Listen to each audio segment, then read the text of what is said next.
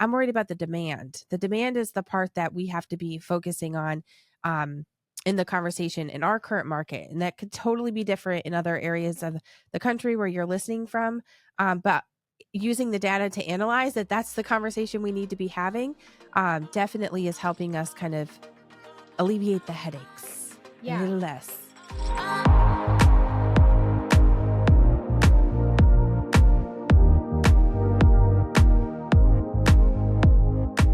Welcome back to Real Estateable, your go-to podcast for raw, real, and relevant information in the real estate world. Today, we are talking about market trends and how you can convey the data to your clients to just better educate them, build that trust, and kind of share your knowledge. Well, I feel like there's been so much news coverage over the last couple of years. And so diving into helping educate your clients now on the real information that's not necessarily being shared besides high interest rates. Well, what does that actually mean in your market? What does this actually mean in your business? And how can your clientele actually benefit from that? So I think this is going to be a really great conversation where we dive in and analyze all of that, give you some great tips to take away to better your business. Give it a listen. All right, so we all know that I'm kind of more of the data nerd than Tiffany is. But I think that just giving clients the data helps them to manage expectations from you, but also kind of calms the crazy. Do you find that? Yeah, I definitely think so. And I think that sometimes it helps me not feel crazy. So like when you have a listing that is not selling, or if you have a buyer that is in this price point that you're just continuously hitting pitfalls on getting them under contract or finding what they're looking for. Sometimes like backtracking actually helps us too. Just really say, okay, it's not me. I'm not crazy. You're not crazy. Like, this is just where we're at right now. And I think that that's changing. Like, I feel like, don't you feel like we've been through this year? We're in fourth quarter and you're looking at almost like three different quarters of this year Literally. behind us that things were changing so differently. And I think it's hard because you have clients coming to you with expectations that you're like, wrong, wrong, wrong, but then you might spend a little bit longer time with them and you're like, wait, that's right. This one's part is still wrong. Like Yeah. just being able to keep up on that. So I think that just continuously educating yourself, having the information in front of you, and then checking backwards just to make sure, hey, this is actually really where we're sitting currently. Yeah. Well, I also think, you've said like the market has changed so much over the past couple of years, but um, just managing their expectations. Like, hey, if you're a seller, chances are right now we're not going to go under contract. Like, if you list on a Friday, you're not going to be under contract on Sunday. It's not going to be multiple offers. You're not going to have a line out your door. That's just not what we're seeing in our market at this time. And so I think that, on the selling side, people are like, it's 2022. My house is going to sell overnight, and I'm not going to have to do any open houses or, leave my house for showings and all the things. But that is a reality right now. And I think using the market data, you can tell your client that without saying, hey, your house isn't going to sell right away. Yeah. Yeah, for sure. I also think that, prepping the realistic expectation ahead of time with pricing is also part of the conversation too. Pricing, honestly, how much can you get for your pre-qualification, what you're willing to spend, pricing for how much is your house actually going to sell for. Mhm. I use the conversation right now too, where it's like, okay, I'm not worried about appraising. I'm not like currently in our market, I'm not worried about appraising. I'm worried about the demand. The demand is the part that we have to be focusing on in the conversation in our current market. And that could totally be different in other areas of the country where you're listening from. But using the data to analyze that, that's the conversation we need to be having, definitely is helping us kind of alleviate the headaches a Yeah. little less. A little Yeah, less. and I also think on the flip side, buyers are expecting to get a deal, right? Yeah. Anytime you're buying something, you In want a to low market. Yep. yes, you want to get something on sale, get something on clearance, get the best deal. And right now, like I know for me, a lot of my sellers are in a bind. Like they might not be able to lower the price anymore, or they may have lowered and they can't offer concessions now, or whatever the case may be. Um, because houses are sitting a little bit longer, sellers are feeling that pain too. And buyers again are so always hoping to get a deal. Yeah, for sure. Well, I think it's easier right now to be identifying those things by days on market, right? So it's like you have to make sure that you're all of those things are taken into account. Days on market doesn't mean, okay, they're going to take half the listing price kind of scenario. So yeah, I definitely think you're seeing more buyers with that and having the conversation where, days on market that you're sitting, it's not necessarily that sellers are willing to do it. And it's not really where buyers should be expecting that either. Again, market driven. Yeah. And I think too, just educating your clients, it's going to help shorten your negotiation Hmm. time because you've already educated your clients on what to expect. And then I also think it'll help with deals falling through because I feel like, I mean, for example, I have a client right now who went under contract on an older home, like 1920s or 30s, something like that. And it was listed as is. So I told them that and I said, hey, it's a young couple and I'm like he's really not willing to make repairs. You can get your home inspection, but just anticipate that he may not do anything. And they were okay with that, but Until they saw the report. right? No, honestly, Always. I got the report today and I really thought it was going to be a deal breaker and he's like I really just want these three things fixed. And I was like just three? Like you only want three? 3 of the 300? Yeah, literally. So, yeah, I just think all of the education can eliminate a lot of the unrealistic expectations that we see in our profession. Yeah, and just client frustrations on top of that. Mhm. Like, I just feel like all of that loops it back around, but I definitely think both sides right now, usually there's a tug in one direction or the other. Both sides right now are really expecting the wind to be in their corner. Like a Yeah. lot of times where I'm like, okay, we got it. Someone has to concede. Like we can sit in these corners and we're going to get nowhere fast to this closing that's not happening. Like, where is it that you're going to, like, where's the inch you're going to give? Okay. Don't give a mile, give an inch. And it definitely feels like a lose lose situation in a lot of scenarios. So just really helping prepare with the actual data is going to be maybe helpful. Depends on the person for sure. Okay, so what kind of data would you present to I mean, I know on the selling side, but on buyer side, I feel like Yeah. it's a little more difficult to say, what would you provide? Yeah, and you're talking during search time frame, offer time frame, both? Like what how I say, okay, let's just walk through a buyer and a okay. seller. So let's Okay. go buyer. Hi, I'm a buyer and I would like to buy a house in Clarksville, Tennessee. Okay, so we've always talked about this and you probably if you've been listening along, you hear about not pre-qualification, not interest rate, but payments. So Mhm. that still stays true. And really, I think through any type of market, when you're first having those conversations and consultations with a buyer, you're talking about what payment they want to be making, and then you're partnering them with a trusted um, a mortgage provider that's going to Mhm. help kind of talk through payments. Because a lot of times, and especially right now with high interest rates, the payment that they want is nowhere near the house that they want, as well. So I think that Yeah. that still stays the same, and I think that I don't necessarily focus super heavy on interest rates because it's such a buzz already that I'm actually working towards, okay, where's the realistic, solution? Where can I actually come across and figure a solution out for this? So, um, that's mainly from the very beginning on that. Yeah. Now, when it comes to negotiations or the search or the likelihood of finding something based off of their search, that's going to be kind of catered and tailored to each individual thing. So, for our market, let's use an example. For our market, if you're listing or buying under 300,000, there might be a chance you just want multiple offers on a listing of yours. Mhm.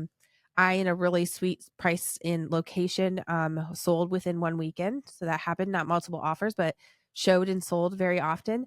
But that was all very, you could communicate that just by looking at that specific data for that specific home. So when you're talking buyers and you don't know what that is going to actually pan out to be, you can kind of presumptively predict that. But I think it's a little bit more difficult until you have a property selected. So educating on that part up front, I think that you can high level without getting too far into the weeds for expectation management. We can be talking about, we have the compensation conversation that needs to be had now up front, very, very clearly outlined.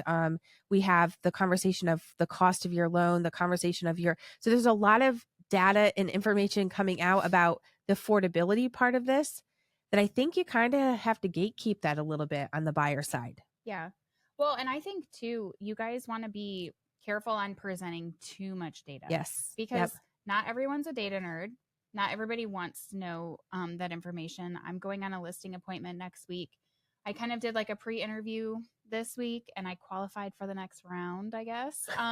So Let's go. yeah, so I'm going on that listing appointment. But when I told him for the pre-interview, I had nothing with me because when I talked to him on the phone, he sounded like he didn't want me to show him anything. So I didn't bring anything, just my personality. And so I told him, I said, okay, when I meet with you on Tuesday, I'll have my binder. I'm going to show you my marketing. And he was just like, ugh. And I'm like, all right, well, I was kind of like, I don't want to flip through it either, but I'll just show you the highlights. So I'm like, it'll be really quick. I won't take up much of your time. Just want to show you what it looks like. So there are people that you're gonna like have to on the fly. Some people just don't care. Yeah. They Yeah. don't. I found here recently too with so much to be sharing. Like there's the have to go over, and Yeah. then there's the this is to help you make the best decision. Start asking questions, or start asking the question, do you have any questions? Like start seeing what actually matters to them to kind of gauge what you should be sharing with them. I think that's a really good tool and tactic. I mean, really on both sides, Hmm. because we can overshare, and even in the compensation conversation, when we're presenting, and the our industry says you have to be clear, concise, and there's no confusion. It's like, well, that takes some explanation for that to happen. And so by the time that actually you get through that, it's kind of like, okay, let's calm down Hmm. on the mouth chuck of all of the things that we have to get out here. So definitely think asking questions, and the question, do you have any questions? Anything that you've read, anything you've seen online, everything you've heard from other people having experiences through this process. What questions can I answer? And Hmm. that will help navigate our conversation, just to make sure that you are feeling well informed to make the best decision for your family. I've started doing that. Like, is there anything else I can help you with? Is there anything else Hmm. you need? I'm just trying to be more valuable, Yep. providing more resources. And sometimes people, I don't know what it is, but a lot of people will like apologize to me. I'm sure they do to you too. Yes. Like, Yeah. oh, sorry to bother you. Sorry to call you again. Sorry to da da da da da, whatever it is. And it's like, this is my job. You're not Yes. bothering me. Is it Yep. if it's at 9:30 at night, you might be. But if you have questions throughout the day and like don't hesitate. So I'm always like, is there anything else I can answer? Is there anything else you need me to do before I wrap up for the day? And that has helped me eliminate the 9:30 p.m. calls. Or the evening calls with questions. Well, and the other thing too, I would say, when you just brought up the example about your seller, that was like you had all the resources, you had the visuals with you, but he didn't really want to like dive super deep Yeah. into this. I feel like with so much of the value packed um presentation of how we are making sure we're being clear, concise throughout the whole entire process. I think that having visuals, having all of that stuff ready to go, but maybe not diving off the deep end, and kind of gauging to see, okay, what do they really want to review? For us, it is a binded presentation that we're going through in different tabs and its categories, and we leave it with the family, or the buyer, the seller that we're with, and they have the chance to be able to review and then ask questions. We usually will follow up in the next interaction, like, hey, did you have a chance to review that? Anything I can answer for you? So having visuals of this is a really good way too, that you can kind of be like, okay, here's the information. And I can reference back to it when that becomes applicable, but I'm not just completely exploding with an explanation 45 Mhm. minutes long. For me, I'm like, I don't even want to have that conversation Yeah. for 45 minutes. I'm not a data person though. So like for me, I'm like, we are going to negotiate the crap out of this, and we're going to, do this, that, and the other thing. And it's a strategy conversation versus a data conversation for me. So if you came at me with that, I mean, y'all already know. It is not good. I'm like, okay, I'm already 3 appointments from now if you start talking data with me. Well, and I also think too, if you're telling stories with your clients, so whether it's the buying or selling side, um, I think that that's really valuable too, aside from the data, because people might not remember the exact numbers, but they're Yep. going to know that Susie Q's house 2 doors down sold in X amount of days because they didn't have great listing pictures, right? Or something, whatever it is.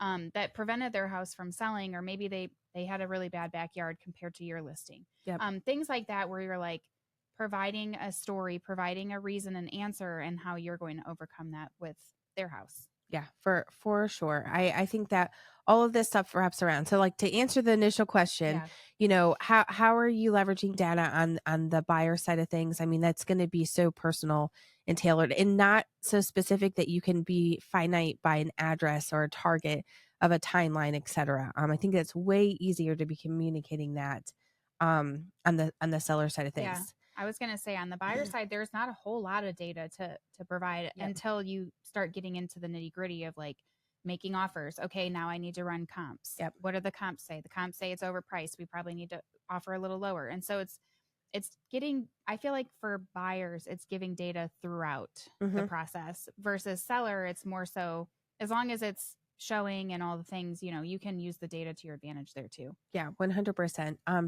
And I know we're going to dive into it too. I think that there's different ways that you can provide summary data as well that we're going to talk about. And I think that, as long as you're being the source of information, I think that there's different ways that people will normally be gravitated to you just based off of, you being the one that's providing the information that they might be seeking. So it's kind of like the attraction of that as well. Yeah. I think we're going to take a quick break and then we will go into where can you find the data and how can you present it.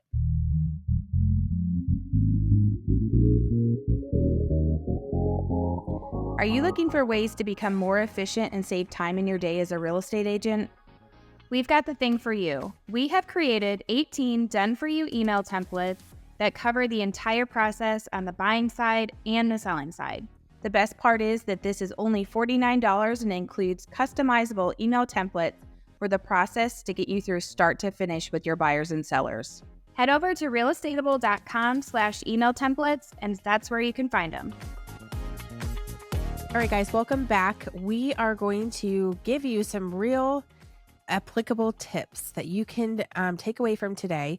So if you're not driving, get out a piece of paper. Let's start to talk about specific things on where to find the data and how to actually deliver this to your client. So I think the easiest thing, where should we go first? Our MLS. Ta-da! So you can find out so much information from your MLS. I know for us, we can type in a zip code, we can type in a neighborhood, we can type in a county, and it will provide us a ton of data. Whatever you ask it for, it's going to tell you. So you can find out like the average list price, the average sold price. This is important for sellers because, if a house is listed for 300 and it sells for 275, well, the 275 is what matters. Yep. The time on market, how long is everything taking to sell, inventory levels, how many months of inventory do we have? We're still low inventory, but I think in our county it's like 4 months of inventory. Well, and I think too, the other thing that you can look at is does your MLS have the capabilities of just generating the reports for you? Like the things that you might want to be delivering to a seller that's sitting on the market. Does your MLS already do that for you?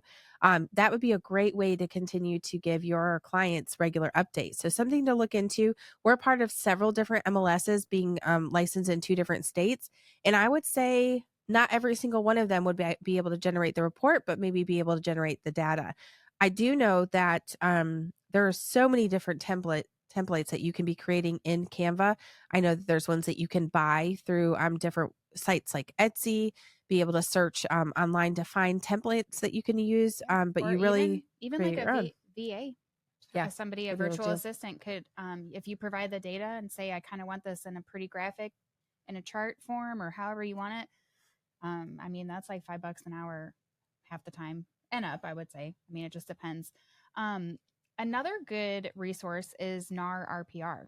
Yes. That will generate a report for you. I actually just did one right before we got on here. It's amazing. I mean, it has all the information that your MLS has and then some.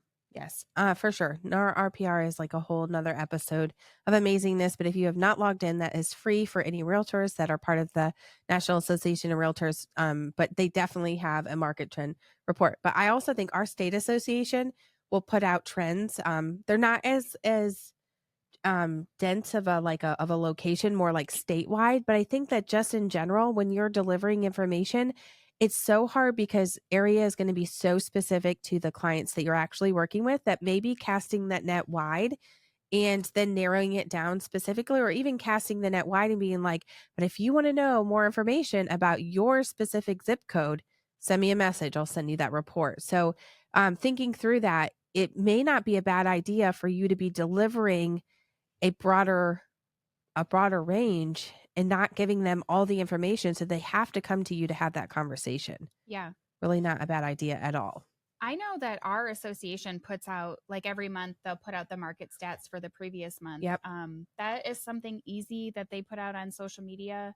And you can share that. Like, and typically the graphic looks nice. Looks decent. Yep. Yeah, it's not like something that, if a toddler put together, but it's something for you to share, and it makes you the market expert too. Yeah, I agree. I mean, I think there's all kinds of other ways that you can be gathering the data, like so many different tech tools, so many different local specific companies, different like your vendors and all of those things that kind of gather information together.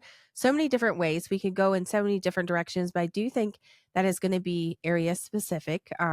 For us, those are going to be the main two ways to be gathering the information, three ways. So I guess we say national and local association, in leveraging what you're paying for. You're paying to be part of these organizations, leverage those resources and be able to package that up as well. So Yeah. what do you think for like best ways of delivering this? We actually were on a call. Yes. On I'm training so this motivated. morning. Yes. Yeah. So we were just on a call this morning with our CRM that we use, and the trainer that we have is phenomenal. Super, super great. And one of the main topics of the conversation this morning were newsletters. And Yeah. I think that is a great way to be delivering that Yes. to the casting the net, right? Yeah. Delivering that. So why do you think that we get so much traction on monthly newsletters? Like, what is it versus anything else that we're doing with a CRM besides actually making the physical connection? I think it's just the value that's inside the newsletter. So I know our newsletter, sometimes I'll do like a recap of my month, or like what I'm planning to do that month. I include a home maintenance checklist for the month. So if they're, going into fall, you should do XYZ. I do include the market stats, so average list price, days on market, a couple other things, and then also include things to do in your community, because people are always looking how to get connected and what's going on. And so if it's super generic and you kind of don't have those events and you don't have anything like personal on it, the less likely the client's going to find that valuable. But if you kind of make it more local to your market, include the market stats because you are a real estate professional, and then some practical tips that they can do, I mean, that's a no-brainer. Well, and I think the reason that those are getting such a different, like they're a little bit more gritty, there's more traction, there's more response rate on those, is because it's a mixture of the data, the local, the personal, the specific to your property, like specific to home ownership. I think that is a really good place to put in the maybe not so great news about your area. So I think that is a really, really solid step. Step one, newsletter. If you're not doing a monthly newsletter, so many different ways to implement that. And I would start first with where is your CRM? Who is your CRM, and what do they have already built in that you can kind of compile together? We also have within our company, the brand that we partner with, that there's a buildable newsletter in our marketing resource that we have as part of the companies that we partner with. But I feel like there's also like the Etsy thing that we talked about. Yeah. You can create your own on Canva. There's so many different ways. The VA is another really great, a great place. You just got to get the information together and make it look pretty, kind of tie in the data with the cool and fun stuff. I think that's a really, really solid newsletter. Number one. Yeah. Number two, Tiffany talked a lot about the CRM. If you're not using a CRM, you should. It's going to help you. It's going to take you to that next level on staying on top of mind for your clients, past clients, SOI, anyone that you have a name and phone number for. But I think that you can set them up on market alerts. So once a month, they can get that monthly market update. You can have them set up to receive listings, which is going to boost the traction on your website, which is going to boost you in the algorithm. So it's all good things as far as that goes, and that's just set it and forget it. So you're setting it up one time, and it's good for as long until they opt out or buy. You change Yeah. it. Yeah. Yeah. Yeah. So I think I mean, that one's a no-brainer too. And I think it doesn't matter, like with the newsletters and with these the portals, or like the dashboards that you're doing for your clients and your CRMs. It hasn't mattered. I mean, we've gone through over the years 5 to 6 CRMs. Mm-hmm. All of them have the capability of this. And I would honestly say, if you are in a CRM and you don't have the capability, it's time to switch. Yeah. To me, those are the two things that should be driving the use of your CRM. Yes, great. You can be putting in client notes. Yes, you can put anniversaries, birthdays, all of those things. But what is it doing to automate the interaction that they're having with your clients? That those two things are the most important, I feel like, as well. I would say too, if you have a client who is maybe not techie, doesn't have email, or isn't like, tech savvy, don't be afraid to print out a presentation and go over it in person. Maybe you're showing a buyer this weekend and you just want to let them know like more about the neighborhood or more about what happened in August or September. It's just kind of anything that you can provide. And it doesn't have to be digital. If you are not a digital person, feel free to use it on paper. Yeah.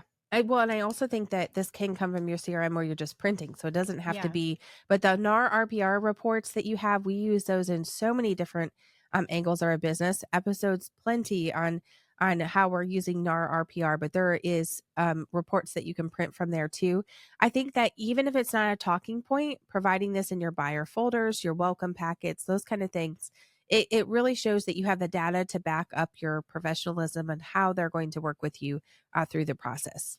10 out of 10. I will say too, because we're still in the works of setting up this CRM that we're a part of. And I do have some of my people set up on property searches. And so when you're comparing like auto notify through the MLS versus having someone on auto notify on your CRM, I can tell who's looking at what. How long did they look at it? What time? Yeah. Well, I just told you before this, I was like, look, he's looking at a $3.5 million house. And when's the last time you've even had a conversation with him? Exactly. Exactly. And forever ago? I just set him up like last week on like a search. He's not looking to buy that I know of, but he might be now. He's viewing all these properties, and I would love to sell him a $3.5 million property. With our average sales price of 400. We would love to. We would love to do that. Yeah. So I think that I am going to be switching all of my auto notify from MLS to my website, because I don't know what people are looking at when they get their daily email from, our MLS. They can put a like on it and put a comment, but this is telling me that he's looking without him actually knowing that I know that he's looking. Yeah. Yep. Until you break your cover. So I think that that's going to be a game changer when I put all these hundreds of people on market reports and searches and things like that. I'm going to say, oh, she's looking to upgrade. You can tell from her house or whatever it is. Huge. Do you hear Ashlee nerding out right now? God, I'm getting so excited. If you're not watching this, you need to go and check out. She's like amped, ready to go. This is the end of the episode. I'm going to be in my CRM. She's heading out to prospect. Gotta go. Okay. Well, no, we cannot. No. We cannot end this without talking about social media, stories, interaction with that. Like, you guys thought we were going to leave with that because that's what we're always preaching on all the time. But getting out data, getting out truth, getting out all of those things that are going to be an attractive type of marketing, because if you have consumers that want to know about it, they see you're talking about it, guess what? They're going to want to do business with you when you're informing them about those things that matter. So I think that going all the way back to the beginning of the episode, what and when do you talk to them? Well, before they even raise their hand. You putting out this data, which you're still doing the same things that we talked about from MLS, from NAR RPR, from your local associations, casting out that net to not have a clue who the heck is going to raise their hand from this. And maybe it's people that you don't even know. Being the source of that source is going to be number one. Social media, stories, all of that. And it's free to do that. But I also think if you are afraid to be on video, don't be. But also, secondly, don't be afraid to explain the data, right? Because you might be like, oh, I don't know how to explain months of inventory. What the heck does that even mean? Okay, well, ask Google. What does that mean?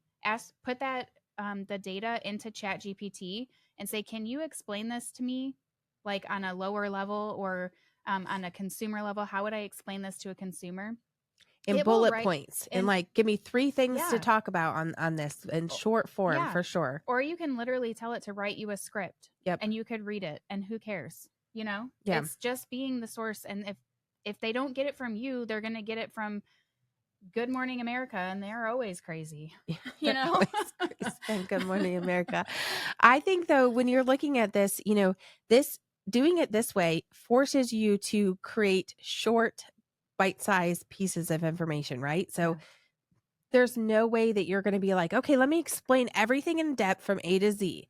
You're going to give these little bits of pieces and you're going to do a call to action, more information.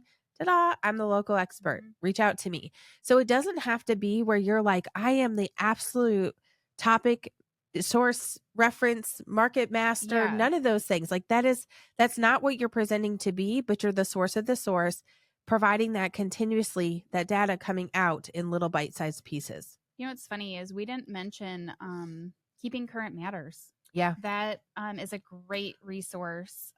Because when you were saying that, like, I don't know, whatever you said, and I was thinking, you don't have to be David Childers or whatever, like being the market guru. to be able to, well, I mean, no, because they package it up. They Yeah. package David up into a monthly Most, subscription, or they package it up onto his social yes. media that you can hijack and green screen yourself Yes. in front of something that's already being delivered out. I think the biggest thing is that you have to know your local market enough to not be like, oh man, it's booming, it's crazy, it's great, or it's terrible, it's the worst ever, it's doomsday.